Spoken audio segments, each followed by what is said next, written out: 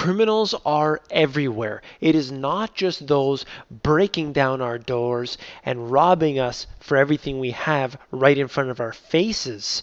It is oftentimes those disguised, those in the shadows. In fact, the deeper into the shadows we dive, we find darker and darker creatures that are taking more and more from us. Today I'm going to talk about the bailouts. This was a big topic in my book, and I'm going to talk to you just a little bit about that today.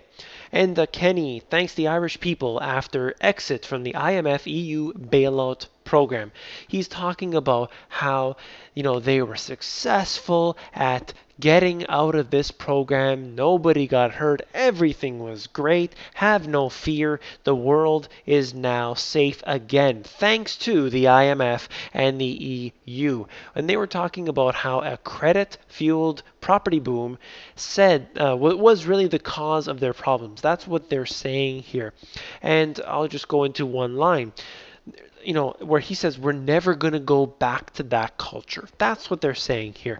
That's what they said in the US as well. Just, after the crash, they said, look, we made lending too easy. We're not going to do that anymore. And that is a total lie. Anybody who believes that is simply foolish, or, what else is there?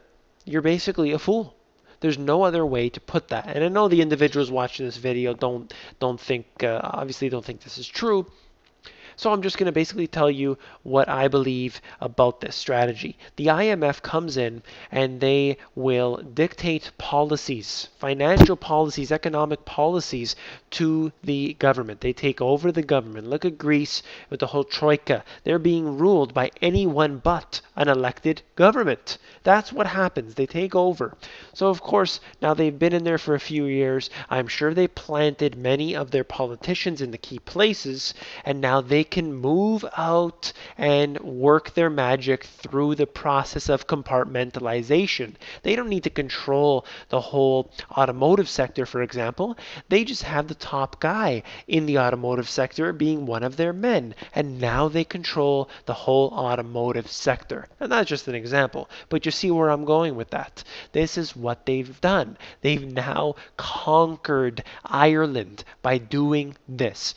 People were leaving the country completely because they didn't want to suffer the consequences of the IMF. They're actually leaving the country. Many people, if you've ever talked to anybody who have to leave their country because of a problem going on in their current place, it's such a hardship. It's not so easy to just pick up everything and leave. And many people were doing that, and that's happening right now. This is not World War II. This is something else, and it's happening right now before our very eyes. And why I'm bringing this up is this is a warning to the people, particularly in the United States. You guys are my biggest audience, and I'm speaking to you right now, but I'm speaking to the whole world. This is the dominoes falling, as I've discussed many times before. The people in the United States need to realize that this economy is going the exact same way. There are many, benefits of having the U.S. dollar. It's still at this point the reserve currency of the world. It has many strengths. People tend to buy the U.S. bonds, thinking they're very safe. And this is sort of a strategy that's been working for decades. However, look at what's happening to Ireland. Look at how their unemployment went skyrocketing to 15% after being close to zero. From 0 to 15%, that's a dramatic increase. Look at what happened in Greece. Look at what's happening in Spain.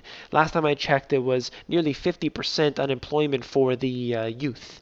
This is an extreme rate. This is unbelievable. People aren't really taking this, serious at this point. They're really just going on about their day.